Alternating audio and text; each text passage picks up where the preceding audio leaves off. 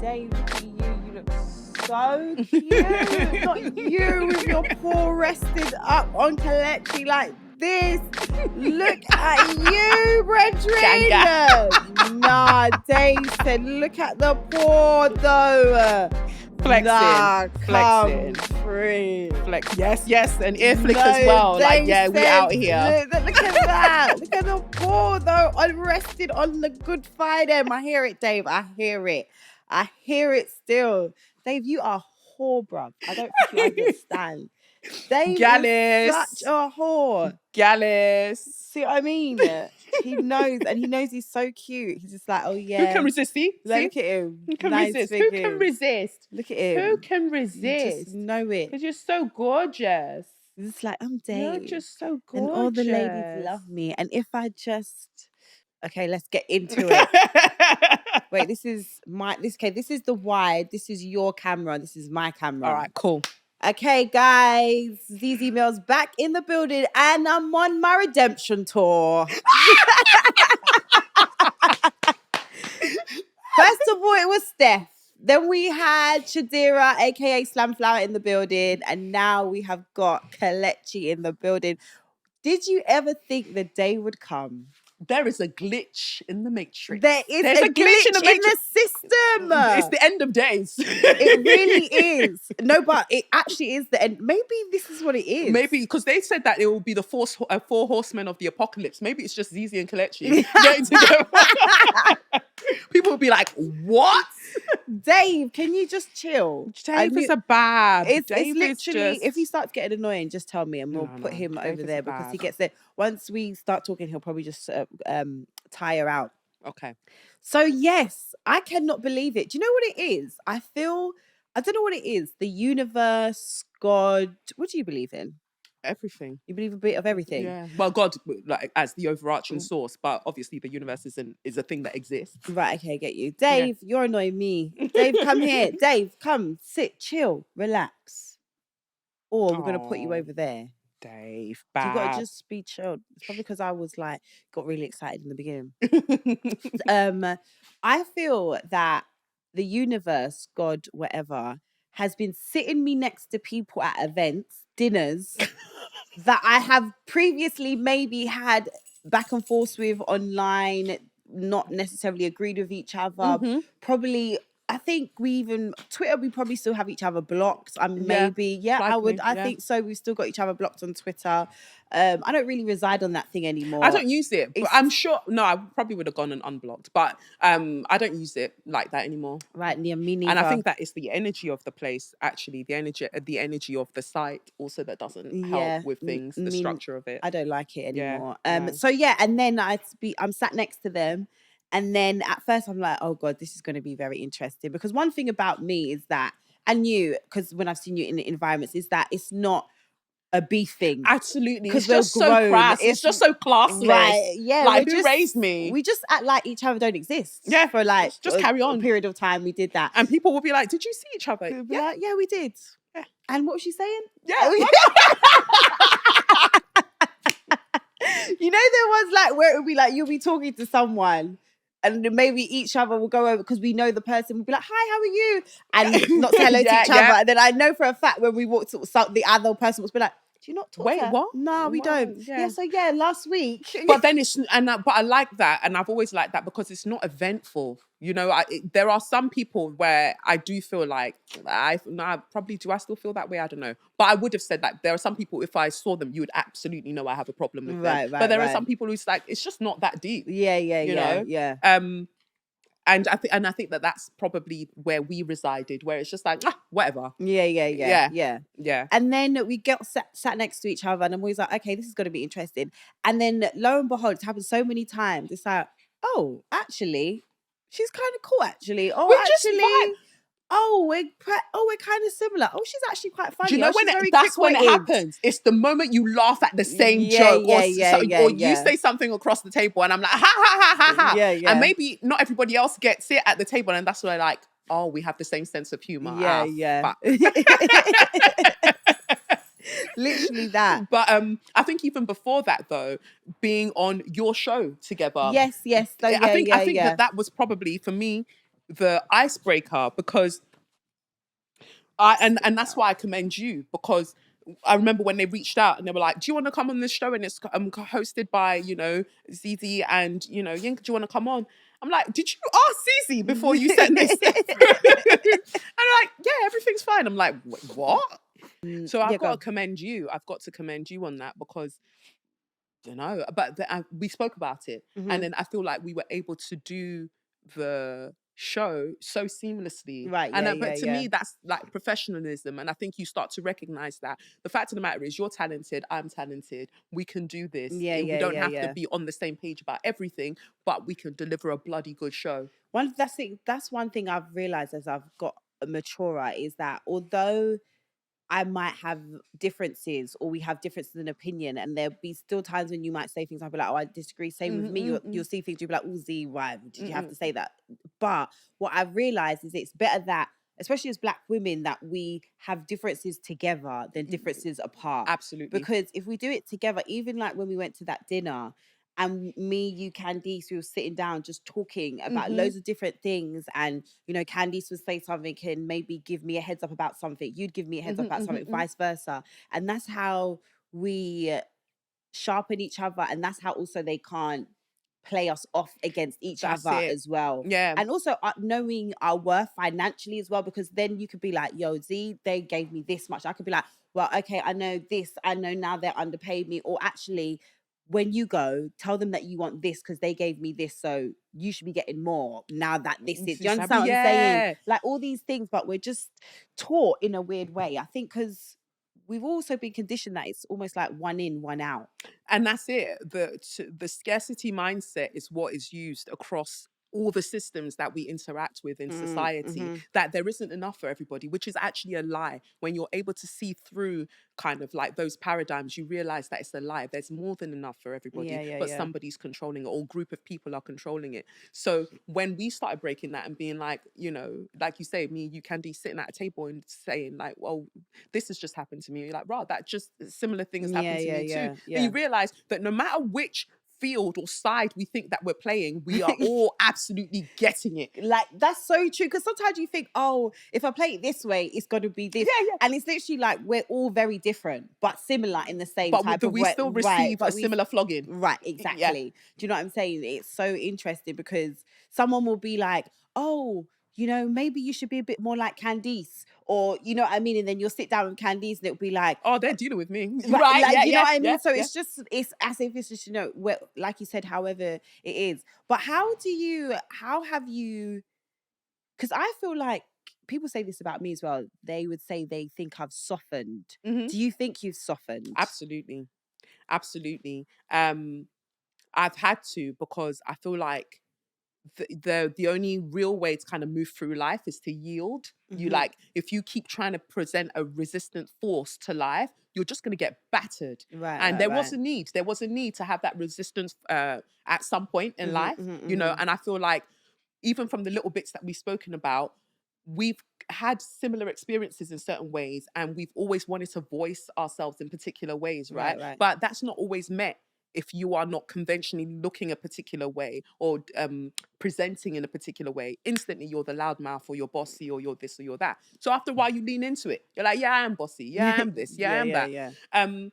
But I feel like just, in the past few years, like the journeys that I've been on, whether spiritual or just life, professionally, personally, having my son, so many things happen that I just thought to myself, I don't really want to be so externally focused anymore. A lot of my energy has been external, observing things, critiquing things. And you'd find more so now, I'm more interested in my internal world, I've got going on, because I can't ultimately change the world. I can't save everybody, but I can sure as hell like save myself. That's what I think. As you go on, you realize you can't die on every hill. Like, you because there are many hills, right? And that's what I've learned. Like, sometimes you'll be just trying to put out every fire, and then you don't actually know after a while what you actually care about. Do you know what I mean? You're just thinking, am I just talking for the sake of talking? What actually matters to me? And yeah, as time has gone, and sometimes something will come up, and people will be like, Zalik, what do you think? Zeze, what do you think? And I'm like, I actually don't care. Like, I don't care anymore, because it's just too much for me to care as well. Because also, if I care about everything, like you were saying, mentally, I'm fucked. Yeah, because your cortisol levels are up as well. Right. That stress hormone is up. So your body starts, your body doesn't know whether that thing is happening immediately or is something around you contextually that's taking place or environmentally that's taking place. So it doesn't know whether you're actually in physical danger or not. All it knows is that your stress levels are up here All the constantly. time, And then yeah. now your immune system's low, or you just feel down or grumpy or irritated and you don't even know why, because you're absorbing everybody else's energy. I used to And then people shouldn't be able to draw us out is the thing. And I had to learn that. Like for ages, I kept saying, I'm not your renting angry black woman. Like you can't keep calling me out when something happens, that expecting that I'm going to speak on it. We all have mouths. Right. So we can all, let's take accountability. And then it helps you to kind of, like you say, figure out the things that you care enough about to speak up about, but you can't speak about everything. Because it's literally that, because you have to figure out the things you care enough about, because as you were saying, I'm going to be stressed out for this thing. So am I prepared now to get dragged online for the next 24 hours should people disagree with me? Am I prepared to be going now back and forth in the comments? Have I got that mental capacity? Also, do I have the mental capacity for, okay, I might want to share it to my 100,000 followers, but should it go further now? Now I've got to deal with another 500,000 people having their opinion on what I've got to say. And as much as people always want to be, oh, well, you don't read the comments, don't this, it's very hard not let it get to you. But even if you're not reading the comments, you feel the energy. Yes. And I think that that's also another thing. When the energy is directed your way, we try to act like these things aren't real. When frequency is directed your way, it does something to you, whether you realize it or not. This is why certain cultures talk about evil eye, and they have their, the evil eye, they have the emblem and stuff, because what other people send your way does affect you in one way, shape, or form. You have to know how to mitigate that. And another thing about what you were saying as well is ego. I don't need to be right about everything. There was a point where that mattered to me. I needed my point of view to be validated, my point of view to be accepted, because there was something that I required externally from other people, the validation that I'm right in this. But then I feel like you get to a certain point in your journey where it's just like you have to allow other people the gift of being right, even if they're wrong. Allow them the gift of being right. Like, all right, that's what you think. All right, enjoy it. That's totally fine. I also sometimes now, when I put posts out, I have a conversation with myself like, is this a debate? Like, am I happy to engage in the debate? Or is this is my opinion, deal with it. You lot can do whatever you want to do in the comments, but I don't actually have anything to say after I press send. And that's what I've learned, and not being so argumentative, because I definitely know I'm argumentative. Likewise. I love a good argument. I love to have a good debate. I love it. My mum's always said that you always have to get the last word in. Why do you have something to say? And I'm just like, oh, you just had to say that. So who really wants the last word, mum? Do you get what I mean? But I've been like that. How was the Kelechi birthed? Like this, the thoughtfulness, the intrigue of always wanting to delve deeper into situations, the interest in society. How did this all come about? The relationship between men and women, everything. How did this become a thing? I think it was just natural for me. I've always been an observer. I'm not really in friendship groups like that. Like people have friendship groups where they're like, I've been with this person, I've known these groups of girls for like 13 years. I don't roll like that. I've always kind of been on the outside looking in. So being born in Nigeria, moved here when I was 5, even that aspect of things, you're entering into a new dynamic, right? And learning very, very quickly how to adapt language-wise. And I think that that's just always been something I've had the natural aptitude for, to be able to adapt to my surroundings. And then trigger warning, sexual abuse. So when I was around 7 and I experienced sexual abuse from the child, whilst being at my childminders, I didn't speak about it for ages. But what it did do to me is that it closed me off. I sort of formed a force field around myself. But then from that, it's like a bubble, so you can see out, and people can sort of see in, but they don't know what's going on in there, right? So I would look at my report cards, and I'd be like, Kelechi's so gifted, like intellectually, she's so smart, she's so, all of these things, she's so gifted, but she's very moody as a person. And I wonder, if I wasn't a black girl, would they have called it moody? Would Right, they have looked for yeah. other words? That's so Would they, true, you know. would they have No, for looked for, sure. would they have looked for why is she that way? No, it's true. So I She's feel very like, quiet. She's very what words would right, they would have used? withdrawn. Yeah, Withdrawn. Those type of words. so, but mine, it was just moody. She's moody. And so I think I then just started relying so much on my intellect, like what I know, because I think that how I experienced childhood abuse anyway was that you disengage from your physical body, but you can rely on your intellect. So then I would be able to investigate things, study things. So I'm really good in a cerebral sense. So therapy that I've had throughout the years was more so to bring me back into my body, because you don't want to be at the site of the initial pain. I get you. Do you see what I'm saying? So that's probably why I'm so particular, and I can see things and observe things and give my views on them. And I think that more that I delved into Black feminism specifically, I could see the ways in which we're all hurting. And it's being able to articulate that. So throughout the years, I could see that I was saying the same thing, and my mode of saying it had to start shifting. We're all in a lot of pain. If we speak about our specific communities, we're all in a lot of pain societally, like systemically, all of these things, and interpersonally, how we treat each other. But because we don't take the time to actually have the conversation, we might introduce it through who pays on this and who does this. There's something else that we're trying to talk about, but we keep using surface conversations that's not actually going to get us there. It's cyclical. We're just going to keep arguing over and over. So I think that's where it kind of came from, this deep need to want people to heal.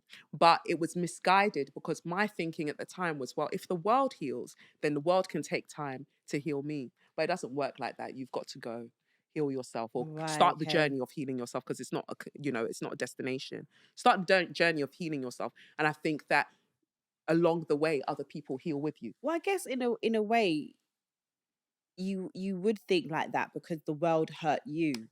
So then it's like you want the person or the thing that hurt you to be like, oh, I did wrong, or I'm going to fix myself, because then you can, do you get what I mean? So then you can feel safe again, because the world hurt you. So the world didn't feel like a safe space. And so that's why I probably ended up being so kind of engrossed in social justice.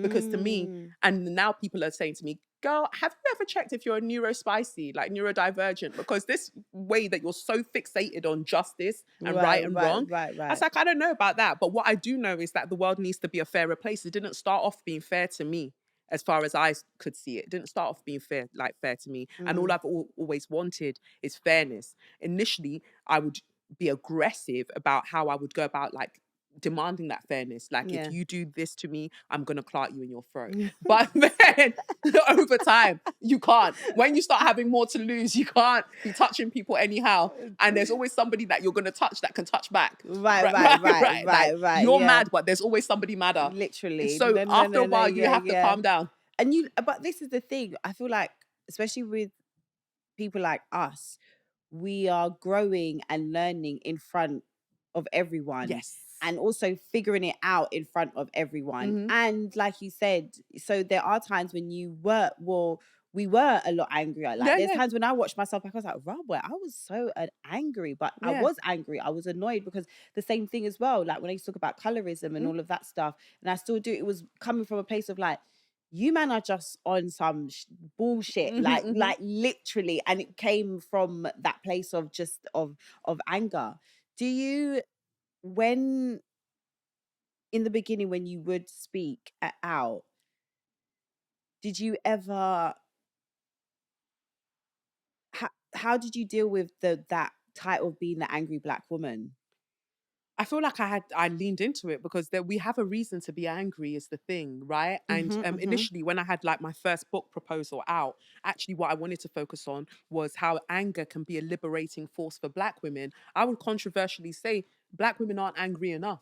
You know, they'll look at us and be like, oh, them two are too angry. I don't want to be like them. Look how they're getting cussed. Look at the backlash that they're getting. However, did that not lead somewhere to our liberation?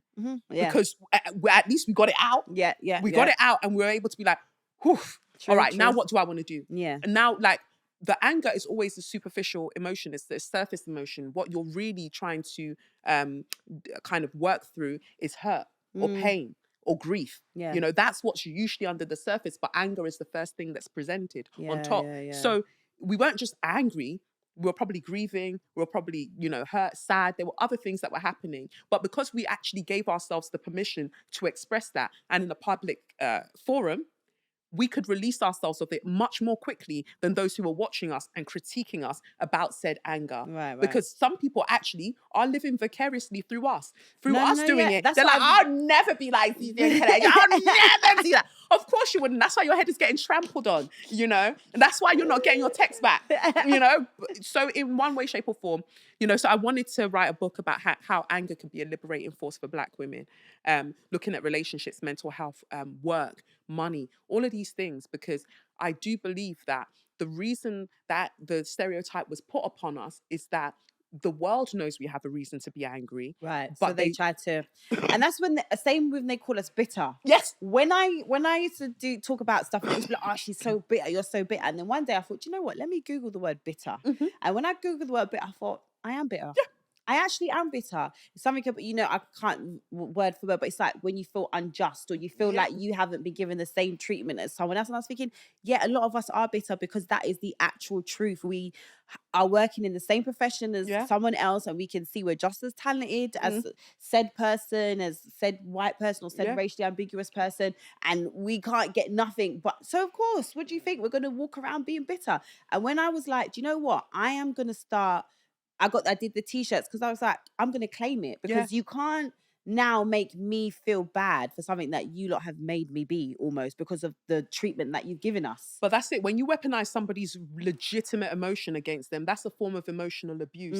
And because we haven't sat down to really think about it enough, especially those of us who have been public facing for a number of years, we have been subjected to quite a large amount of emotional abuse and in form of gaslighting. This is this. No, it's not. You're bitter. You're angry. No, this is this, because I know that if somebody lighter than me, whiter than me, came to say the same thing you'd be open 100 emoji. Yeah. You're so brave. Really? Hope sign emoji. Right? I'm so proud of you for speaking up. Girl! So courageous. Yeah. It's just like, can we not? Seriously. So yeah, I think like looking at that, we have had to do a lot of our learning, our unlearning, and continue to do so in a very public way. But I feel like that's why I'm just not on posting as much anymore. There was a point where I was like, I'm done with socials, but then publishing is like, no, you're not. But you know, I want to be done with it, and I've got the members area on my website now that I feel like I can be even more vulnerable about the things that I want to say. They just came a point where I was just like, not everything is for everyone, and you have to have a space where you're building your own community, where you can say whatever the hell you want to say, because the people who have invested in wanting to be there, they care. You don't need to be, 100K followers, but most of them might not even like you. I know, most of them send them to your group chat. Nowadays, they're not even sending to the group chat. They just tell you underneath the post yourself. Do you remember the days when they used to send it to the group chat and be like, oh, she's so annoying? Now they'll be like, you're so annoying. Following. I know, unfollow. Someone the other day said underneath my post, I was like, she's so what did they say? Something like, oh, she's so annoying. The way she asks questions is so weird. She's probably on the spectrum, but that's what makes her good at her job. And I was like, what? I was like, surely you're supposed to just screenshot this and then send it to your group chat and say this in the group chat. Was this not meant to be a DM? You could just, that airplane, paper plane emoji, send it. Go and send it to someone else. And not you diagnosing me in the comments. I know. And I was like, well, maybe actually that's quite a good point. And I was like, oh yeah, maybe it might be. Maybe no, they I do have a quirky way. They do have a point. But I'm always saying that though, like even your naysayers are your soulmates. Because there are some things that your friends can't see about you or won't say about you. True. That somebody who doesn't give a fuck will be like, have you noticed that you do this? And initially it will like sting. But then you can sit down and be like, actually, thanks for that. You might be cooking with that one. Thanks, chef hater. So are you into astrology? You are, aren't you? Here we go. Okay. Go for it, Zeze. No, I just want to know. Yes. I genuinely, okay. So do you think you can be into astrology and still be like a Christian? Yeah, because who created heaven and earth? Who created the heavens that you are looking at that gives you that information? God. Right. And then when you think about it, when the three wise men were looking for Jesus, how did they find him? Yeah, and they Ooh, also okay, knew okay. they knew what to look for in terms of the prophecy. They were told in the prophecy that if you follow this star, it will lead you to the one, the king, the Messiah. It will lead you to him. And not just that, but it also told them the gifts that they would take to him when they arrived, the gold, frankincense, and the myrrh, because they marked the three different stages of the things that he would experience in his life, what was going to play out in his life. They brought him the tools for it, or the signifiers for the journey that he was about to go on. So they call them the wise men, because obviously language has changed throughout the centuries, but they were astrologers. Okay. And even when you I look like at that. but when Do you you look know, at and there's gonna be well, actually, but do you they're know gonna what? cry That about is it. no, but It's just that very is simple. that's very. Yeah. I've never looked at it like that. I've never felt closer to God, like to me, Really? than through Okay. astrology. And to me, I can reconcile my I can reconcile Christianity and astrology, all of it, because it's all one. I think that it's this society, this capitalist, like Western white supremacist society, that doesn't want you to ever tap into the fact that you are eternally divine, that you are an offshoot of God. Would God, the child that God loves so much, send you to earth with nothing to help you on your way? What you were just, apart from the Bible, which we talk about as a manual, you don't think that you have a personal chart, a map that you can look at any time? Not that you give everything over to it, because at the end of the day, this is about free will, right? But this map, if you ever look at it and be like, okay, that tracks. So there are things that are happening in my life right now that if I didn't know what transits are happening astrologically, I'd be like, wow, God hates me. Fuck my life. But Really? instead, I'm like, run it, because I know that I can pay attention to the lesson rather than the emotion. I've never thought of it like this, you know. Yeah, and I know, but this is why I feel like we gravitated towards each other at the right time. Again, that's probably astrological too. That is so weird. I've never thought of go it. to anything. Well, hopefully you never go to anything. None of us should ever go to anything before we're ready. Right. You know, like Yeah. sometimes people win the lottery Yeah, and the yeah, money's yeah. gone 2 weeks later because they weren't ready for that thing at that time. Right. And I think like if we had tried to meet up and chat in this way anytime sooner, neither of us would have been ready for whatever that was. Right. So sometimes I see your video and you're like, I don't understand why people think astrology is this and that. And I'm like, cool, one day I'll get you. And you got let me read like, your chart one time. Silika, let me read your chart one time. Watch what happens. No, but also, did you like when I said that, you said, okay, you was ready to give, and like you just said one thing, I was like, oh, that's true. Because I know that even with that girl, whoever it was that said to you about the thing on about you being on the spectrum, you're so incredibly gifted. And I feel like that's probably why the frustration has been there throughout all the years, because you're talented, you can act, you can do so many things, and you are a great thinker and conversationalist, and you're willing to think in a way that other people might not say is the norm, right? Imagine that then I would see you years back and be like, she's so fucking annoying. But if I would sit down, I'd be like, those are the exact character traits that you have. Right. So what is it? What did I need to sit with about myself that was being reflected back to me through you, and vice versa? Yeah. Because then now I'm just like, oh yeah, it's so similar. Right. Yeah. And I think that like you say, that can only happen with maturity, but that can only happen with a lessening, a quietening down of your ego. You know, when your ego quietens down, you can see things more clearly for what they are, and you can see the God in everybody else, even when you haven't been able to maybe previously, but that's probably because you couldn't see it in yourself. Ooh, what a word. But astrology is that girl. I think that people think about astrology as sun signs, right? They go, oh, how can I be the same as every Libra? And also, if you've been brought up in the church, they tell you it's witchcraft. Yes. They say it's witchcraft, you know, you're delving into something. But I always say, I think everything is spiritual. Everything. Like within, you can have good and bad. It's just, to be honest with you, like even within Christianity, when we say things like your enemy shall fall, to me, that's not no difference to like the other whatever they tell you is cursing, or they're putting a curse on you, because First of all, who said that this person was your enemy? You've just decided this person was your enemy. Because it's a subjective thing, well, right? This is what I'm saying. So now you've woken up. You don't like my girl, and now you're saying all her dreams shall not come to pass. That's a curse, sis. Right, but because Angel Gabriel is doing it, it's fine. And because it's Angel Gabriel with his mighty sword that's going to dup you, it's fine. Right. Because you're not calling on the ancestors. Right, but the moment you start doing, now they're telling you they're trying to judge. And it's like, babe. It was judged the moment it left your mouth. Like, literally. You are even told in the Bible, the tongue is powerful. Literally. Like, life and death. And you've just spoken it over somebody's life. Even like the whole, like, manifesting especially within, like, when I went to predominantly Nigerian church, positive confession, you know, Pastor Matthew Ashimolowo had them books that you would buy, you know, the positive ones where it would be like, you'd read it out every morning. Life. Yeah, it's the same. It's like, it's always the same thing. But I think that a relationship with God is very different to religion. A relationship with God, not everybody who goes to church has a relationship with God. Yeah, true. Right? Or any religious practice. Yeah. Not everybody who does that thing or labels themselves as that thing actually has a relationship with God, because the religion in and of itself is a political tool. Right? Constantine looked at the fact that they were pagans, literal pagans, not the way that we kind of use the term now, but they were pagans, and there were people who were trying to follow this new movement since the death of Christ, right? And he went, I need to bring these people together because I cannot rule a disenfranchised people, right? A fragmented people. So let's amalgamate everything into one solid religion that they can follow, right? And then that's what brought us pretty much Christianity. Right, okay. So when you look at Christianity, we talk about, you know, Christmas time, we're celebrating Jesus's birth. That doesn't make sense. Jesus wasn't born. So we know that.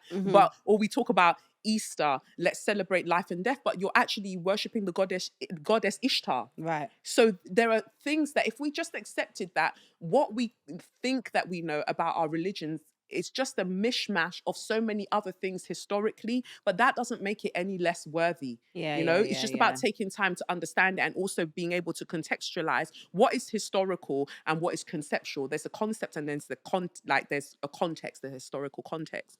So I feel like I'm at the stage where you can't offend me. If you say that I don't believe in whatever, let's say, somebody goes, I don't believe in astrology. That's not going to offend me, because astrology is a language. It's not a belief system. So it's like walking up to me out of the blue and going, I don't believe in French. Okay, but that doesn't stop anyone from speaking it. Right, you know? Right, I get you. So yeah, and to base it just on sun signs, you can't base it just on sun signs. There's so much maths that goes into astrology, that divine maths. Everything's maths, right? I know, because there's here like to here, sunset here to here. thing, Your rising. Do you know yours? Did you look? Did you Someone peek? said it's like Cancer. What are you, sun? What's your sun sign? That would be your star sign. Okay, Leo, and that's why you're famous. Carry on. And then rising, sun rising, or what's your rising sign? I think they said Cancer. Cancer rising. So you care about home a lot. Yeah, very emotional. Yeah, and ruled by the moon. So how are you? What's your mood like when there's a full moon? Oh, see, I wouldn't know. Is there a time in the month where you get really horny every day?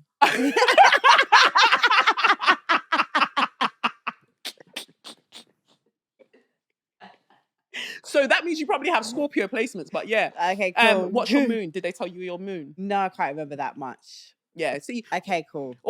Basically, all of these things just give you a tracker, but you're not beholden to them. There are so many ways to interpret something. You're not beholden to them. I don't try to be beholden to anything. At the end of the day, the whole point of this human experience is that you live it on your terms. Even with everything you've been given, we could be given the exact same things. Like I was saying, we have similar traits. We exhibit them in slightly different ways, but yet here we are. Yeah, I get you. Yeah. Mm-hmm. Yeah. How does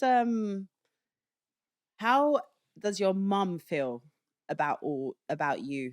Does your mum like you? No, because the reason why I said it like that, and that's probably that was giving such a, as the girl in my comments said, the way she asks questions, it's giving. You get what I mean? I understand it, though. Right. What I was saying, because my mum, like we say, because we're similar. When I first started talking, my mum was like, "Yo, chill out.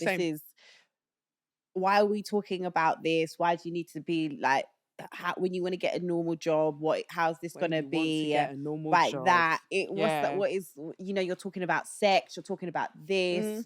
You're swearing. Mhm. So that's why I'm saying, how does, but I also see that you've got, well, as it seems online, you have a good relationship with your mum. We had to get there though. Right. Okay. Right. We had to See. get Okay. there. Cool. Yeah. Yeah, and I think that that's the beauty. I think that sometimes you give birth to your own healing. Like I said, you go on your path of healing, and people watching you do that, Yeah. they start being like, oh, okay. Mm-mm-mm. So like my mum now will send me like daily horoscopes.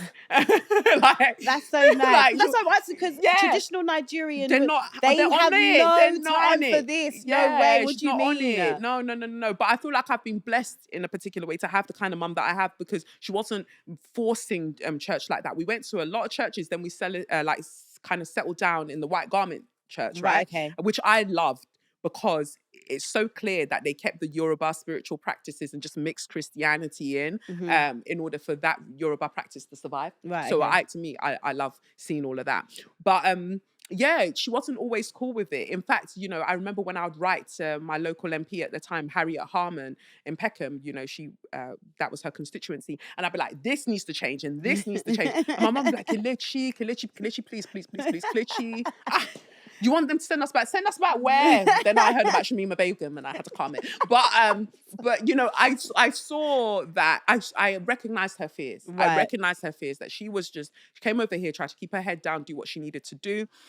Here we are, like yapping like professional yappers. Yeah. And I remember when I said to her, you know, acting is what I'm gonna focus on. She's like, oh God. Yes, because she's the acting. See that we yes, are I'm telling you, we're one. Jeez Louise. God damn. So acting, went to performing arts school, did all of that. I didn't even tell her that I didn't apply to any colleges. I only applied to Brit School. Oh gosh. You know, and when she found out, I was like, but I knew I was gonna get in. So there was no point applying for Christ the King or anywhere else. I wasn't going.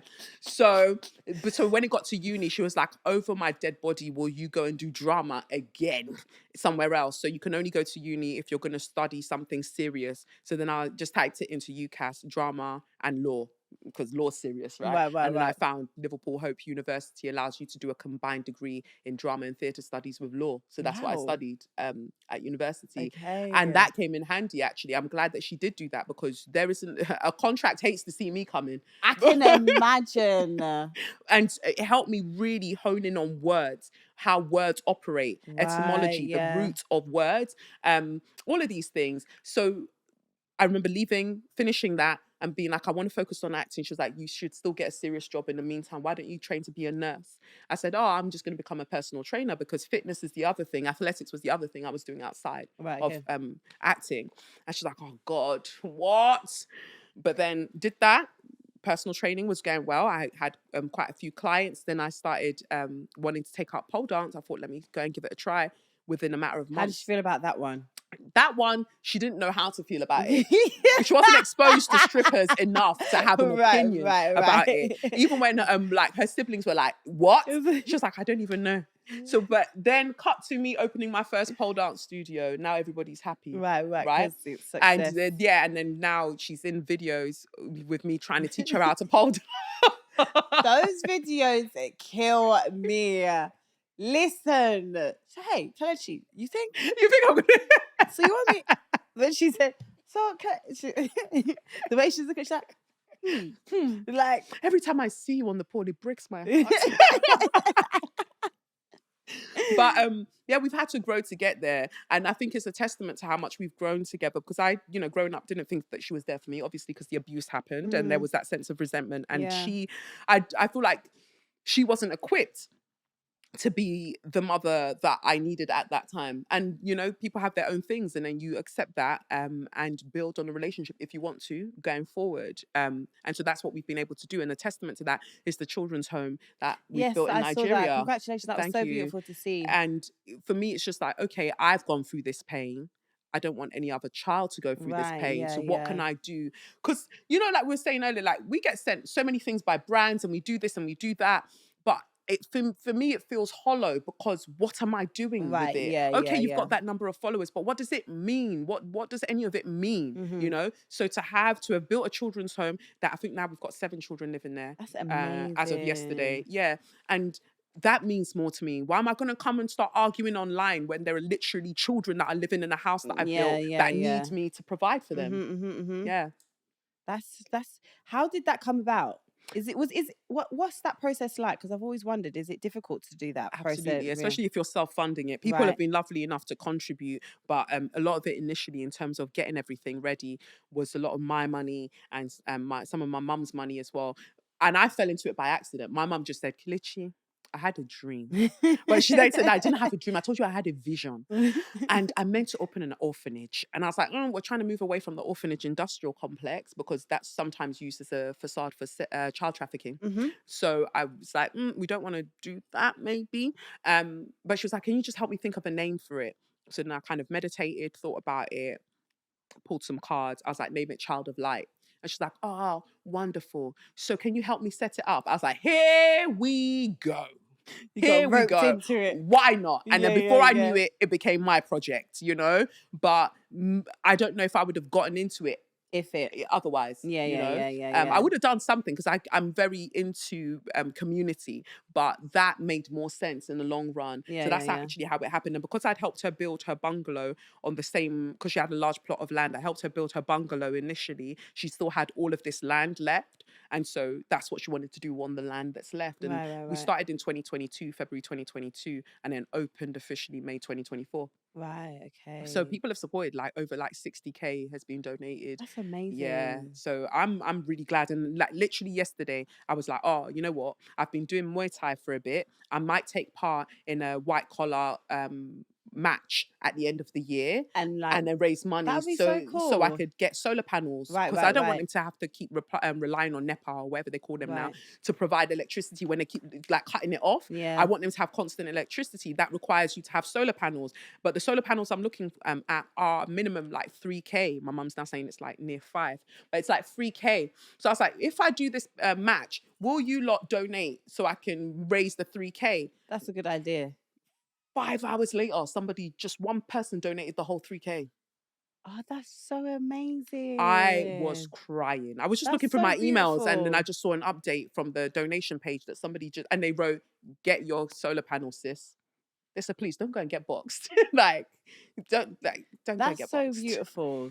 It caught me off guard. I was bawling because that must do, because sometimes I can imagine as well, you probably hear a lot of the bad noise before you do the good noise, if that makes sense. So often you probably also think, does anyone actually, or like you were saying, people follow me and they comment, but do people actually support me? Or do people even, not that you want to be liked, but do people actually resonate with what I'm saying? Do they understand what I'm saying? Is it all in vain? So those type of things, when you see them, I can imagine it just makes your heart like just melt. Yeah, it kind of reminds you of your purpose. Like, you're on the right track, my G. You're on the right track. Don't like look left or right. Just focus on where you're going. In Yoruba spirituality, they speak about the earth being a marketplace. You're just here to sell your wares being your talents. Use every single talent that you have before you leave this place. And they also say to you, like, do not be distracted by the noise of the market.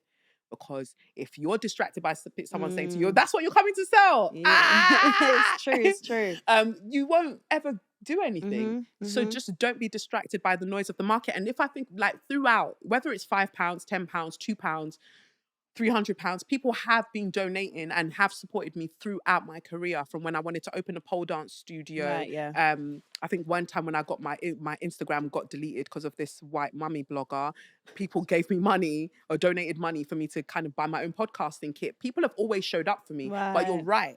When you are in a place of hurt, you hone in on the back. So it could be one comment. Like, everybody else has said, you're amazing, love what you do, keep going.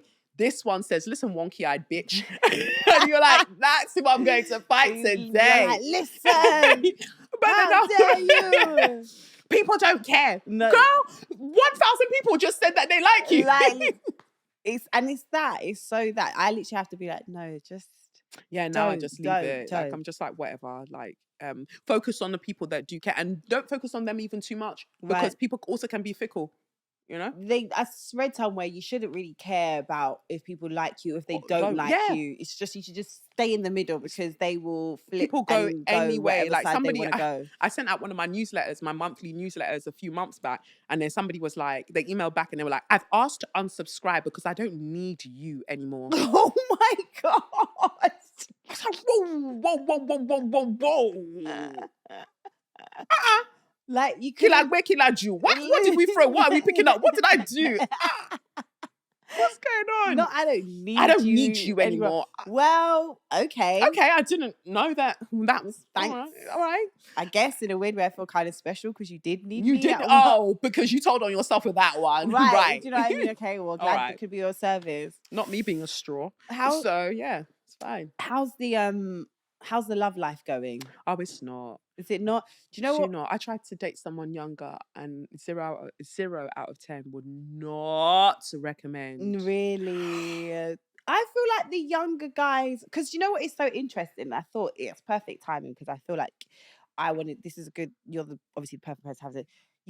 Have you seen London Hughes? So No. she's gone viral at the moment because she was talking about in America, the American ladies are saying, oh, so the black women are not dating the black men over here. And she would say, no, because growing up, black men didn't really check for us, especially if you're in certain industries. They don't want nothing to do with us unless you're like white or racially ambiguously looking. So we decide, okay, cool. And I know that I know there's always the discussion about obviously your ex-partner and him being white. Yeah. And I always say that I always think that the reason why black women are with white men are not the same reasons as to why black men are with white women. I agree. And I think I read an article ages ago from you talking about your ex-partner being the first person to make you, not the first, but one of the make you feel beautiful as a black woman. Yeah. And also I read that, and I always say this is actually just the running story with a lot of black women that marry or date white men. Same with Jodie Turner-Smith. Yeah. I read an article on her. That was her. Same thing as well. And then London Hughes now has gone viral. And then obviously the black men are in the comments talking about blah. And now I'm struggling with dating. Everyone keeps saying, no, Z, just go, trust me, go for the white guys. And I'm like, again, it's because I feel like my own don't want me. But this is the thing. I don't think that you should go somewhere from a space of lack. Do you see what I'm saying? Right, okay. Because what that sets up is a frequency or an energetic frequency because white men are also mad. We're talking about patriarchy. Like, it doesn't matter what shape. This is what I keep trying to tell. Listen, do you know what I realized? Man is man. Man, when I say man is man, it doesn't matter which skin the lesson is wrapped in. It is still a lesson, right? And so you can choose how you're going to learn that lesson. They'll bring different avatars until you learn your personal lesson.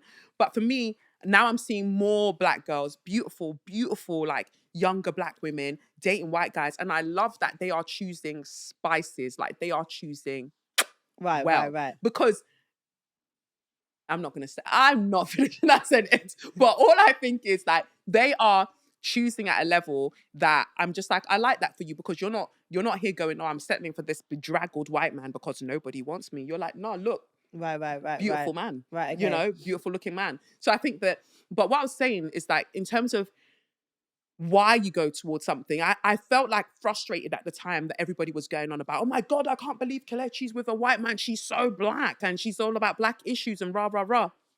And now it's just like, okay, I hear where you're coming from a political perspective. Of course, I hear it.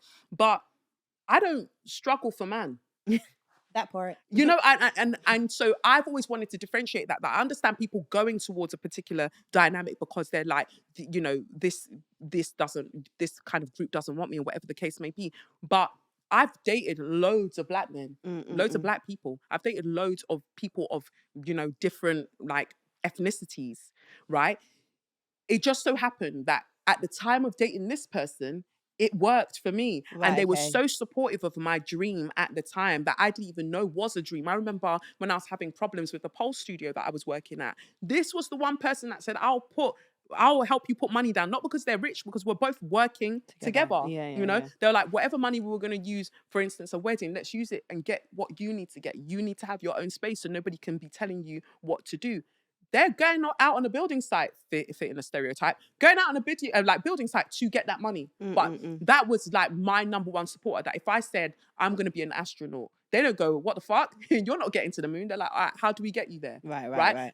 To me, that's the most important thing. I don't care about what color the person is, not because I'm colorblind, but to me, some people are doing up #BlackLove, but you're miserable. You're miserable. All you wanted to do is have the signifier of the relationship that you think everybody would approve of, which is like, I got my black husband and I got my black kids. Are you happy? Yeah. Not really. And I think that it's important to also say that I don't necessarily think that people who are in interracial relationships are especially much happier either. You know, there is that narrative as well, like, which I don't necessarily like. Oh, you know, it's like it's an automatic upgrade, and it's like, no, there's struggles there, there's struggles there, and the richer they are, the likely they're more ignorant that they are about what you have experienced as a black woman. So I feel like sometimes if you're going into that dynamic, you also have to be ready to teach. But then if you were in a relationship with a black man, you're probably teaching there as well, because there are certain black men who understand, not all, there are certain black men who understand racism, but they cannot understand how racism and sexism compound to create misogynoir. Then they'll start telling you, oh no, you imagine that bit. 100%. And then I'd add colorism in on top of that. And now you're doing too much. And now you're doing, you're doing too much. Now it's chill out. Right? Yeah. So do you see what I'm saying? Whichever dynamic you go into, we're likely with a man in this patriarchal society, you'll be teaching in some kind of capacity. You just have to, I guess, be willing to figure out how much you're willing to teach. So I don't want people to romanticize interracial relationships, because I think that they are extremely hard. Beyond the cute videos, if you are anybody who is conscious in any way, those relationships can also be very, very challenging, especially if the person might not be as conscious as you are, and they definitely are not impacted by society in the way that you are. You have to have space to talk about that, because you'll experience something as a black woman that this person will not ever experience as a white man. So do they feel enough compassion and support, and are they rebellious enough to go against the grain with you, or are they just going to pat you on the back and say, oh, well, at least I bought you a hair bonnet? Yeah. You know? Yeah, so true. It's the realities of it. I don't romanticize either side. I'll go wherever I want to go. I literally made I've got a private podcast now. Yeah. I made an episode the other day and I said, prior to, after 2018, when everybody was like, oh my God, she's with a white man. Oh my God, ha, ha, ha, ha, ha. I was like, you know what? Based on the things that I experienced in the relationship as well, even though like we were so cool, just the other things societally that I experienced, I don't know if I'll do that again. But then I had to sit with myself and be like, be honest, is the reason that you wouldn't date a white man again because of how you personally feel, or how people have made you feel about it, that you can't go there again? And I feel like the stage I've reached in my life, there isn't a Dr. Umar, there isn't a single person that if I decide that, you know what? I would love to see, side note, you and Dr. Umar going head to head. What? We just said that we wanted rest. Oh, no. I would pay to see that. Like, you and Dr. Umar on the stage together, just scholar to scholar, just like, yes, but did you know? Yeah, but he's hilarious to me. I can't even. Is he not hilarious? He's so funny. I know that initially I used to find him so triggering, like he was so annoying, but now I just find him hilarious, because you know what I had to realize about him? He doesn't save his smoke for black women. He gives it to everybody. He don't care. Black woman, cat, dog, man. He doesn't care. You're with a snow bunny, you're all getting it. But to be fair, even though some of the things he says is very wild sometimes, it does feel, though, when you hear him speak as a black woman, like, right, there's someone online kind of backing me, if that makes sense. Because he goes at the men as well. Yeah, that's what I mean. There are other men that don't go at men. They say all their vim for black women. Right. But he's like, all of you together can get flogged. And I'm like, all right, cool. Did you see what he said to Shannon Sharp the other day? No. He said, so if the black women was calling you ugly, I would hate to know what the white women was calling you. That's what he said. And then he looked at the camera. He said, if you a snow bunny, just say you'd like dating. He's like, because black men always come with that excuse like, oh yeah, but the girls used to make. I said, okay, but why is it that we're just getting penalized for it now? Because I know for sure in secondary school, okay, we weren't checking for you. Maybe the white women might have been checking for you, Mm. but I damn know for sure the mixed race girls weren't checking for you Yeah. either. So why is it that only we Are the ones getting the smoke? It should be us and the mixed race girls getting the smoke, and then you end up with the white, because if they were the only ones showing you love, then if we're going by your theory, then fine, you Yeah. go with them because they gave you the love. But why are we now going for the racially ambiguous girl? Because she definitely weren't showing you love, bro. I know that for sure. But it's what society tells you that is because it's nothing to do with that. It's success. Right. You know, again, it's just, I think that when we commodify ourselves, we don't think about ourselves as like human beings or souls. It's just like, oh, I need to have this person because society will rate me. Other men will rate me for having this person on my arm. We don't have a lick of any type of relationship together. I resent her, hate her guts, but you know, we look good together, and so therefore people will think that I'm Like successful. literally that. And also, There's I a think whole that documentary on that. Have you seen it? no, There's a documentary. I think it's called like something to light skinned or something to do with it, and it's like Oprah, very well-known people, Yeah. documentary talking about how when black men get to a certain level of success, yeah, they will go for the light-skinned woman because that is what they have seen as equal success. yeah. Having a darker skinned woman or a darker skinned black woman on their arm, to them does not what historically is what they see as, oh, now I've made it. It's pain at the end of the day. I think 100%. that I'm not excusing it at all, right? But for me, it's just like looking at what's happening when we zoom out of it. Just the centuries of like pain, it's going to play out in a particular way, especially the decades of being told within a capitalist system what is aspirational.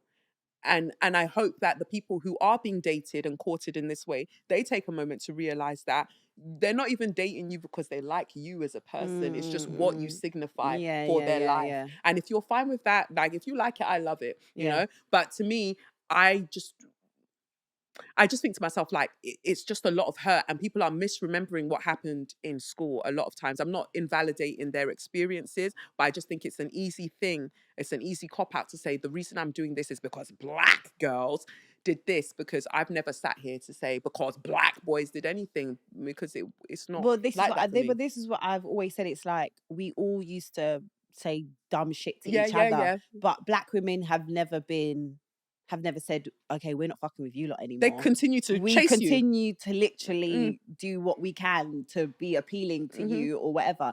Do you think it will ever change? I hope so. I feel like more people are waking up, especially in like the older generations as well. And I think I maybe I'm just super hopeful, but I think things are changing. I think 2020 really opened some people's eyes to the person that they were with. Right, Yeah. In terms of like, you've watched a black man be killed on television, and then your boo sat by your side is like, oh, do you want to watch something else? They're not impacted in the way that you are. And what that means, you start to realize that they will never experience life the way that you experience life. That doesn't have to be a deal breaker, but you're going to definitely need to talk about it. And I think that since 2020, people, whether they like to admit it or not, in interracial relationships, have been having hopefully some very challenging conversations. If you make it through those conversations and you're better people for it, absolutely go for your life. Keep doing what you're doing. But if you could not make it through those conversations, then where you are is probably not a great place to be. Do you think that the discourse between black men and black women is going to improve? I hope it will, and I hope more people take psychedelics so it can get us there. Do you not just feel, because sometimes I come online, not sometimes, every day actually, not so much now that I'm not on Twitter because I don't get to see that much discourse that really I feel like I'm helped. out of the loop now. Like, me too. But I just feel, it's a constant struggle between us all the time. And it makes me sad. It makes me very sad that I just feel that we're constantly just going like this at each other. And it's almost as none of us wants to take accountability. Because I think there are conversations to be had.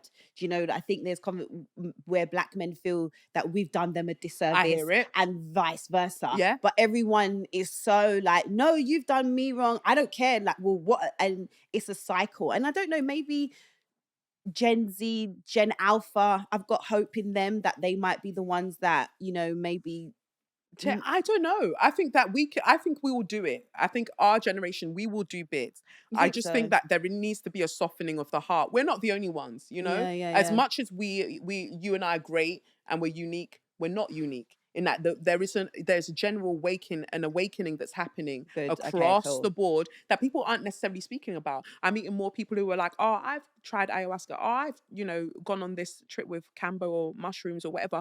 It's important that I'm mentioning psychedelics because I think that they have a great impact on helping you to deal with trauma. Okay. And there's a lot of trauma that's stopping us from meeting each other where we are. I'm not saying that we should have a mass day or a festival where everyone takes psychedelics and says, I'm sorry. But I just feel like there's a lot of healing to do. And the more that we soften, do the internal work that we need to do personally, that's the only way we're going to be able to be in community. Otherwise, we're not going to get anywhere. Because that's what's happened with us. We Exactly. both softened. And then that's why you can be like, oh, hi. And then you're like, oh, yeah, cool. Oh, actually, no, she's really cool. Or actually, no, we Likewise, can get yeah. along really well. Because, yeah, it's just after a while, you do realize as well, it's too heavy as well. To carry on your own. It's very heavy. None of us are making it out of this alive. Like the only certain thing that we all have in common is that we're going to die. So why do I want to spend that time tussling with you over something that does not fucking matter? Right, like right. So many like what we are seeing, what we call reality, is an illusion. None of this is fucking real. Like, we can buy all the jewelry, the bags, the things that we want. It means nothing because we're still going to die. So why don't we try and have a better experience while we're alive? And the only way you're going to have a good experience is to be able to let your guard down, relatively speaking, and interact with another person. I think one of the best things to come out of the last year and a half was the intrigue and the curiosity of like, why is God sitting me opposite Zeze? To me, that's exciting because I'm being asked to face something that I didn't think that I would ordinarily do. Yeah. And I think that's beautiful. And I'm not saying that I'm making friends with everybody out there. There are people who I'm just like, slow your roll. Right. Whoa. Hi, babe. It's like, no, not you. You can stay over there. Never that. You cannot trick me. That's a good. You cannot trick me. That's a good one. But I think that there are so many beautiful experiences waiting for us outside of our comfort zone, and I'm very surprised actually by how conservative we are as a Black British community. We don't explore much. I'm seeing more people going on hikes, doing this, doing that. Yeah. But generally, it's going skiing. But generally, we don't explore much. I'm loving to see it as well. I'm loving seeing us out there, just doing other things, different things. I saw on radio the other day, some woman said she texted, she's like, my son's doing, I can't even remember what it was, but basically it was like paddling, in the kayaking, but it was, she called it another name. We had to Google it. Me and my producer was like, oh my God, so cute, this little Black boy. And he was like water rafting. Then she sent a little picture of him water. And I was like, I genuinely love that, people are exploring. But it's kind of like what you're saying about our parents, is that I think us millennials that have having children now, we have a bit more freedom to do that with our children. Do you get what I'm saying? Because a lot of our parents came here and they was just surviving, just trying to make ends meet. It's going back to being outspoken. I remember when that whole thing with the district thing happened, and we was like doing the protesting and we were speaking up. And at the time I lived with my gran and my mum. So there's 3 generations in one household. My gran was like, you must stop this now. Oh, wow. You must don't.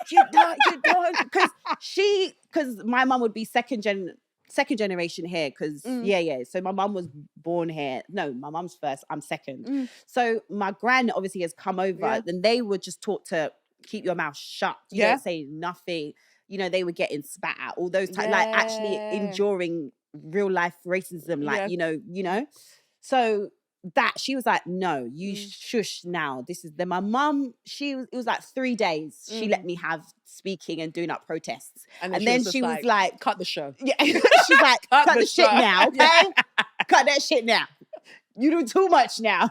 And it was so interesting to see, because it was like, right, it is just the generations of how they've been quietened and silenced, and how we are learning to speak up. And now that's what we're seeing. Like, now we have got kids, and it's like, okay, no, we're going to try different things. Yeah, We're going to open the horizon. Not only a certain class or a certain race can do this. No, you could do horse Go and do riding. it Let's too. do this. Yeah, Let's try yeah. this. Let's try that. But I feel like their complicity, not their complicity or their compliance, but they needed to behave a particular way because the environment, the climate was different for them anyway. 100%. Yeah. Like, and people, sometimes we are, we see it online where people are like, I'm not my ancestor. I will rah, rah, rah. But when they are mispronouncing your name in the workplace, you don't say anything. So you think that you would have been able to handle these bar leads, like being out there with their Dr. Martens ready to do. You think you would have been able to? You can't even tell your doctor. You can't tell Graham that your name is Wale. You're letting him calling you Whale. So don't tell me that you would have seen one of these lot walking through New Cross and then you would have larged up your chest. It's so true. Be easy. Even when they say stuff like, and I find it so disrespectful, like, oh yeah, my ancestors, they didn't. I'm like, the reason why we get to have so much freedom is because they shut their mouth to so much things, and they were quiet, and they became palatable, and they just did what they needed to do to subversively, and that's it. Some of them were working under, and of course there were the other people that were very loud, like Olive Morris, Althea Jones. Like there were people who were doing the things on the front line. But when you look at some of the people who fought for a lot of the things outwardly that we now get to enjoy, they died broke. Yeah. They died of some kind of cancer. They went through so much for us to have this thing. Yeah. So I understand when our parents, grandparents are like, calm down, because for them it's like, I've seen where this goes before. I think we're possibly one of the first wave of people who were outspoken, but we can make money from being outspoken. They would lose jobs. They wouldn't have homes. They wouldn't have anything. That's why they had to be quiet. Exactly. That's what I'm saying. Yeah. So when they are fearful in that way, I totally understand where they're coming from. But at the end of the day, I can't accept it as my truth. Yeah, we've progressed, and I feel that's the right direction. That's what had to be done. Yeah, and that's why also it's interesting, because the way we look at them is probably the way Gen Z looks at us. Absolutely, because they're like, so you man were working for £9 an hour, and you lot were cool with that, and you lot. So you're working 9 to 5. You were doing this Monday to Friday. Wait a minute, what's happening here? And also to go in another direction, that's why, like the whole Me Too movement and all these things, Diddy, all these things that we're seeing now, because behavior that was okay 20, 15 years ago, the Gen Z lot are like, absolutely not. The fuck? Absolutely fuck not. What do you think's going on here? No way. Like, and then you lot are all getting... Yeah, and it's giving us the energy to do what we need to do. Right. Because I think like where I'm learning more, I guess from Gen Z, it can still be frustrating though. It's like working practices. Because I'm used to working all the time. But some of them have boundaries around what time they work and stuff. I'm like, boundaries? I had to walk 2 miles to go and get water. No, I didn't. I was just waiting for the internet to connect. That still felt like we had to walk ages. But they're just like, no, I'm not going to work every hour that God sends, because I deserve to have happiness, and I'm going to go and enjoy my actual life. Yeah. And that's when I started realizing that, see, that's the generational thing. Not everybody wants to work themselves into the ground like you. Then you'll be complaining about burnout. Right, exactly. And depression. Where them lot are like, no, I'm just not going to work like that. Part. How is it raising a child in this generation, in this current climate, especially a young boy as well? Raising a boy in this climate, I'm still figuring it out. Just trying to make sure he has the right balance of things that he wants, and understanding autonomy when it comes to children, because he's had long hair for a while, and then the other day he was just like, I don't want long hair. That. And then he said he doesn't want long hair anymore, and he wants to cut it because he doesn't want to have to go through the whole wash day, especially after swimming. And I was just like, oh, but I like it. Then I was like, it's not about you, girl. Right. He wants to cut it, so you cut it. Yeah. And so it took him to the barbers for him to have it cut, and he's just so happy with it. And it's one of the first things that he's made a sort of like statement about. And he's only 5, but he's like, I don't want that. Right. And I had to honor that, respect that. He doesn't want it, so that's fine. And it's interesting, the people that I talk to, even when it comes to things like smacking kids, doing this, doing that. I'm hearing people who don't have kids yet talking about how they're going to smack their kids if they do this, and it's just not my natural inclination. I feel like when you have learned in the way that I have, especially when you're reading books by bell hooks and stuff, and you're seeing that well, if you smack someone, you're showing them that it's okay for somebody who loves them to hurt them. And I'm not about gentle parenting. I will tell you about yourself, but whacking you up, it's not my bag. I always say my mum never beat me. I can remember one time she smacked me. And that was when I was like 16, I think. Mm-hmm. And I came home late. Mm. And I think she did it to be like, don't Yeah, yeah, yeah. you know, yeah, the ones yeah. that's like, Ah! don't. And I just, ever since that day, I was like, yeah, I can't come home late. But my mum it was a look. Mm-hmm. And See? a look, and not wanting to disappoint her, which is interesting because it was like, I wasn't scared of her, but I was scared of disappointing her. Yeah. So if I got like a C, I'd be like, oh no, my mum's going to be so annoyed. And I Yeah. wasn't scared to tell her because, I was going to get beat. It was because She'll be she's disappointed. going to be yeah, like, yeah. really? You could do Because better. you know you could. Yeah. That's the thing. She's only meeting you with the fact Right, with yeah. your, like, the expectation of your own potential. Mm-hmm. So that's it. So I'm still, like, figuring out bits, but I'm trying as much as possible to just stay present. And I think that when you are entrepreneurial, you run business, you do all the social commentary. And I've got the 2 books that I've written. I had to deliver on another one, the manuscript, and I've got to deliver on another one by next year, like writing and stuff. It can be hard to stay present because my phone's always going off with emails. Right. And so it was when he said something like, oh, let me show you what mummy looks like. Oh. I said, you got and I gotta cut that down. So I've made that, and that was when he was like 3. So I was just like, yeah, let me cut it down. I know why I'm on the phone. I know what I need to do for us to have the life that we deserve and all of that stuff.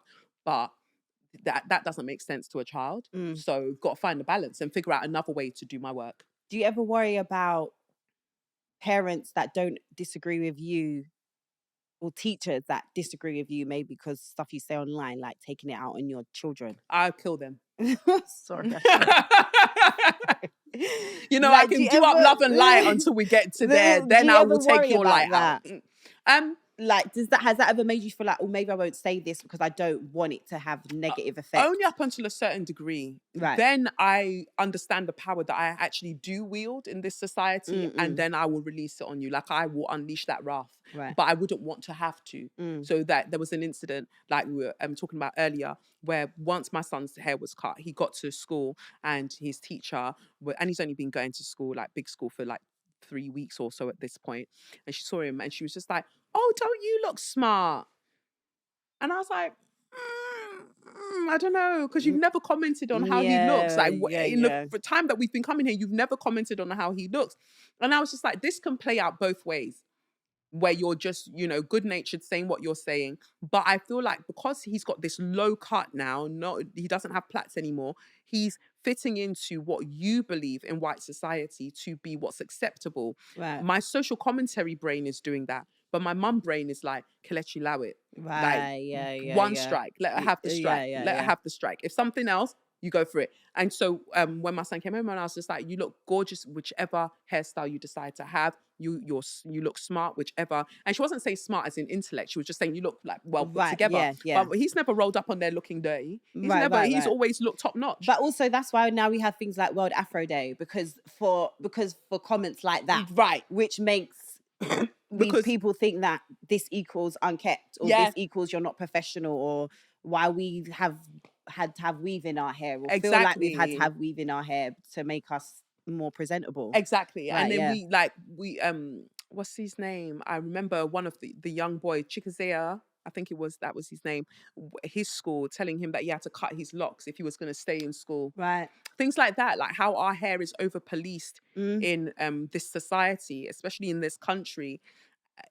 What I have on my head will not impact how I'm learning. Unless literally the fringe or the bang is falling across my eyes, it does not impact how I'm learning. Right. So what's your problem? But it's because they are taught as teachers to focus on these things, to notice these differences. And when you are not in uniformity, they try to penalize you for that and punish you for that. And it's not fair. So when I clocked that, I was just like, I know what I could say in this moment and do in this moment, but I just don't think it's necessary for now. Right. So many people were DMing me like, you should have said something. You've let it slide. I'm like, shut up, man. Just there's a time and a place. I'll know. We all raise our children differently. And this is also why I don't post like my son on socials in that way at all, really, because I know what my sore spot is.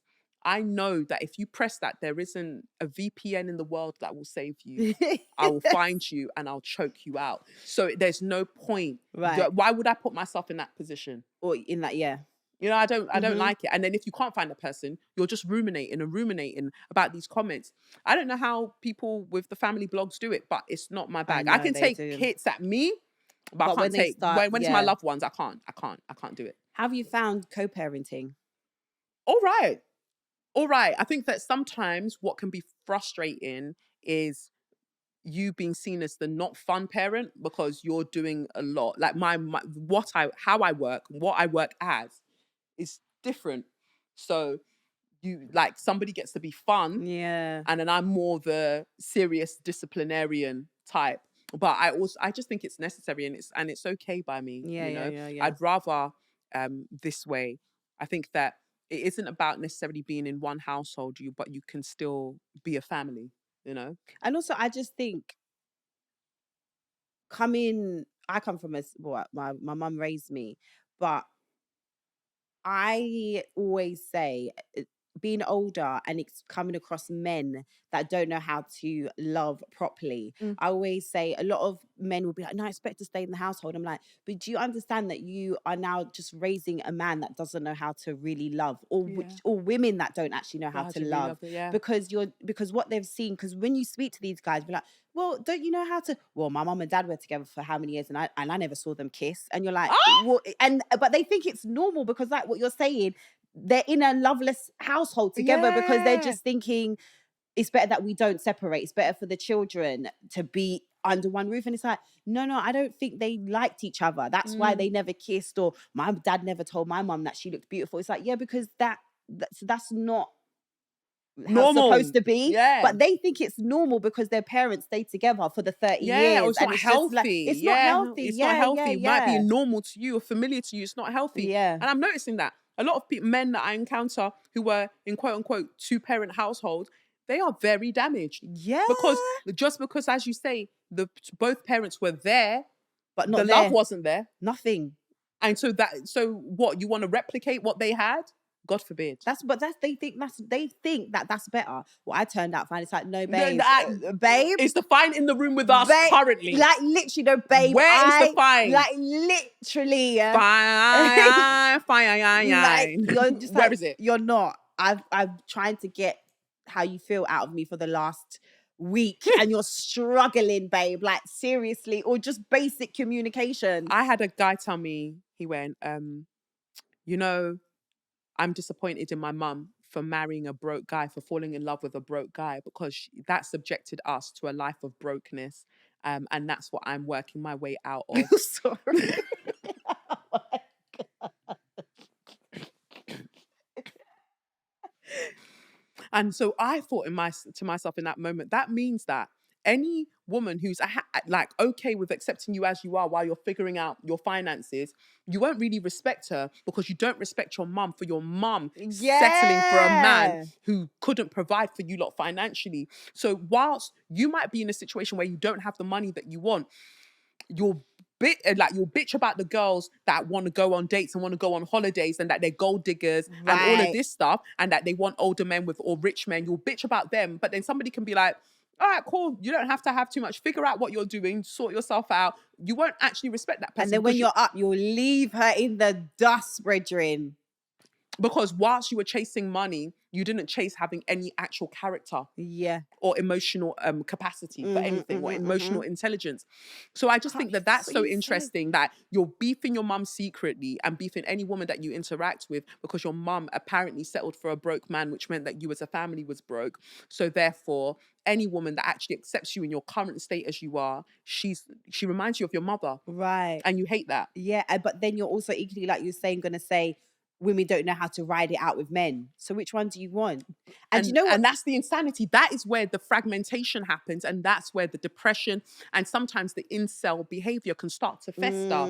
Or this like very woman hating, even if they're not involuntary celibate. Like they might get gal, but they're very hateful the whole time. And they only want to have sex with you. Right, because they're saving all of their love for their brothers. Like but the only thing they can't do is have sex with them. And I think that they consider it. you know? Probably. Because sometimes they're so fixated on who's gay and who's not. You can't finish a sentence without saying pause. A lot of straight men like demonstrate a lot of homosexual behavior. Homoerotic behavior. Yeah. Because you're so, like you said, fixated on your mandem, what they're doing. You want to be around them all the time.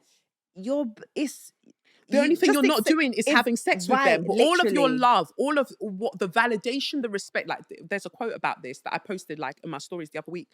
Like all of the love, all of the respect, all of the admiration that you crave in life, you crave it from the man them. You want them. Like, oh, have you seen them? Like they talk about gold diggers all the time, but have you seen men around other rich men? I'm just, should I go and get that for you? Do you have enough ice? Like, Bring the ice. Chiefs down on ice. Bring ice. It's so true. Now you're a bottle girl. Yeah. You're a bottle girl for the man them, all because you saw that he's got a rollie. Look at your life. I know. They're the biggest groupies, you know. They're the biggest groupies. They're biggest. And they can't see that in themselves, so they'll displace that. They'll project that behavior onto women and say, women are the gold diggers. Look at how they're behaving. Is that not the reason you got the money? Listen. Some of you that are writing songs saying, let me spend on you. Now that you've come to be spent on, I'm the bad guy. Right. I remember someone told me that his friend was upset that he was buying stuff for his girl. You're buying bare things for her. And it's like, bro, so what do you want me to buy it for you instead? Because say it. Use your esophagus and communicate it. Because what you now say is that because you don't know with women, they can leave you at any time. And then they'll bring up some kind of anecdote of a woman who left the guy high and dry. There's always some woman that broke their heart at 14. And it's like, one told me when I was 13 and skinny, the girl cheated on me with 2 of my teammates. And I haven't been able to. You are a grown man, right? And your villain origin story is that she cheated on you at 13 with 2 of your teammates. Grow up and heal. That's the part, because we've all been through things. Yet here we are. Like, you get wounded, but bleeding on absolutely everybody that you interact with thereafter is absolutely fucking ridiculous. Can we talk about how many times our heart gets broken as women? But like every situationship, our heart gets broken. And that's what's mad, because sometimes the situationships hurt more than the relationships, because you're grieving the relationship that never transpired. And you're grieving the idea of what could have been. But it was never going to be that, because they ain't got it like that. But you'd created an idea in your head of what it was going to be. And rather than just accepting people as who they are. And so now I kind of look at myself, and when I'm like looking at a message and whatever, I think to myself, what unhealed part of me thinks this is cute? Like, if you can't get out. And so now I might look very mean, because I'm like, get out. Get out. And not even, I say it like that in joke form, but I'm just like, nah, this isn't a bit of me. And it's not even to do with them. It's just, for yourself, like, this is going to take me somewhere where I don't want to be, where I've done so much work on myself. Emotional dysregulation. The moment I start feeling like, why are you saying that?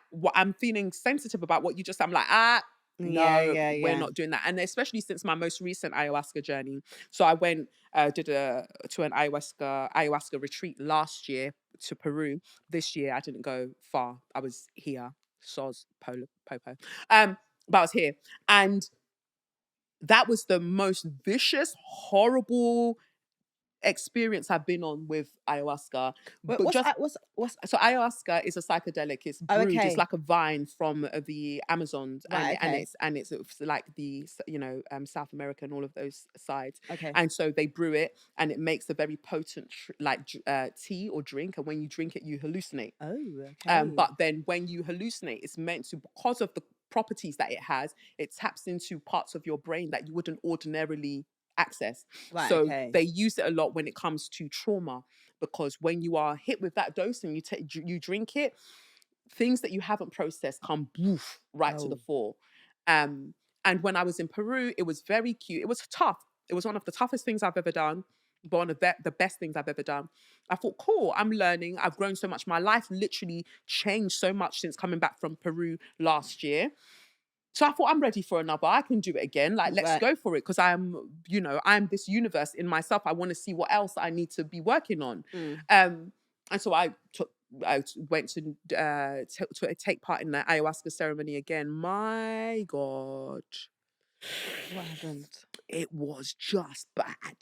You know, like it was so many fears, so many things that I hadn't like reckoned with within myself came rushing forward, especially the childhood trauma, Right, right? okay. And the reason I mention that is because of what we're talking about now in terms of relationships, because I was taken back to the moment or the day that the sexual abuse happened. Mm, And I'm standing outside the building and I'm looking at the building, and then all of these entities are with me, like the ancestors, spirit guides, they're all by me. And then there's a little version of me, and she's about to walk wait, so towards the you can building. see all of You can see all of this? this. Wow. And so then I'm just like, but, and I can see her starting to walk, and I'm like, but why does she have to do this? Like, why didn't you lot stop it? Like, did you not do anything? Right. Like, you just watched, like, and you're Mm. telling me that this is a part of my purpose, that this pain that I experienced as a child that refracted any childhood I had any possibility of having. You're saying to me that there was a purpose in that? What the fuck is purpose? Yeah. You know? And realizing in that moment that actually I held a lot of anger towards God. Like I was walking the righteous path, I was doing all of the things that I needed to do, but there was a part of me that actually didn't trust God. And Yeah, of so, course, I can imagine. Yeah, right, yeah, because something yeah, like that yeah. happens, and you know, intellectually you're like, oh well, you know, bad things happen, trauma, and you know, we can find purpose in our pain. You rattle off the things that you think that you're meant to say, but there's a part of you that is fucking raging Of course, that yeah. even ever happened. Mm. Right. And I was so shocked that was all there all Yeah, this yeah, time. yeah, yeah. And but it then made sense in terms of when I then thought about my relationships, where if I don't trust God, how am I trusting another human being in a relationship? So this standoffish demeanor that I might have at times would come from there. Right. So since having that experience, and that was only a few weeks back, I mean, so much happened there, that like so much happened in that experience that would be too much to go into in a public forum, but it made me realize just how much my inner child needed me, like for me to be the adult that my inner child didn't have, because sometimes our inner child plays out in relationships, and it's the inner child that drives the vehicle of our lives. And if you don't teach that child how to drive, you're gonna keep crashing, right? And so that also comes about in when we say, oh, this is my type, this is my type. Do you have a type or do you have a pattern? And so I had to start looking at my pattern. What is it what's the archetype that I keep going for, and why do I keep Yeah, going for that yeah, yeah, archetype? yeah, yeah. And then it just becomes less attractive to you. Like literally, I can now see a picture of somebody that prior to that particular journey, I'd have been like, but now I'm like, nah. You're like, nah. It's so true. Because Yeah, whatever it was doing to my yeah. brain, it's not scoring in my brain like Yeah, it would. yeah, yeah. Yeah. So I feel like as we heal, as we continue to soften, actually we create better boundaries in other ways, because now we understand just how much of a baby girl we are. Can't afford for just let anybody be around. It's so true. It's a lot. And on that note, we could talk for ages. It's like Oh, it's such a nice conversation. Like, we have to wrap up, guys. I know. It's been so nice. Honestly, it's been very. I always admire people because I feel I am smart, but I feel like you're very book smart, as in you read and you're very intellectual. So I always just love to listen to people like yourself, because there's just like a wealth of knowledge and everything in there. But the way you speak and articulate it is dumbed down for the everyday person to understand, if that makes sense. Yeah. Do you get what I mean? Yeah, just You alchemize humanize it. Yeah. the information. Transpose it to make it more accessible. You humanize it. And I feel like I just want to say kudos to you. Like, you have been one of my favorite people in the last like year or so to really Aw. observe, because like you've shown courage in many ways. Obviously, Leo, you've shown courage in many ways throughout the years, by speaking your truth, and being okay with figuring things out and getting things wrong in public, as we both have, right? Yeah. And I just want and wish for all of the blessings to come your way, and for Thank people to you. really see what kind of a real one, like an actual G that you are. They do see it, but even more on a grander scale, Thank because you. you're That that means girl. a lot. It means a lot, especially coming from people that I respect. even if I disagree with, I respect, because like we were saying, the more I've gone in this journey, I think that's the more I understand people like yourself, where it's just like, right, it's hard. This is hard. And you constantly get knocked down and you constantly have people coming at you online. So anybody that kind of speaks their truth, and I know for a fact, oh, this is going to rub a good proportion of people up the wrong way, but they Those are still your keep allies. going. Yeah, those are your allies. Like I was saying Yeah. earlier, it's like, woo, I know it's gonna be rough morning for you, Kelechi, but it's gonna be rough for you. Godspeed. But, like, you know the ones, but listen, I know. So it's even, and as you get older, you have your empathy grows as well. But we say so that as much. you grow. We're saying it. We keep saying that it's as you mature and you grow older. But there are old people who are It's fucking true, it's idiots. true, so very true. Absolute pricks. It's very true. But I think it's as you grow inwards. Ooh, that's yeah, a nice. That's as you so start, true. yeah, as you start as to go inwards, as you grow inwards, yeah. as you start to align with who you are and who you're destined to That's be, so true. that's when it comes. Yeah. And that's what I'm saying, that you're courageous, because some people won't. They'll be like, this is my brand. I'm going to stick with this brand, even though you can feel that you're being called to expand beyond that. You're going to stick with the brand, but you've been courageous enough to be like, flip it, throw it all in the air and see what happens. And on that note, we will end there. You know what to do. Like, subscribe, tell your mum, tell your dad, tell everyone, because this is a good episode. Kelechi, thank you so much. It's been amazing. Thank you, Zeze.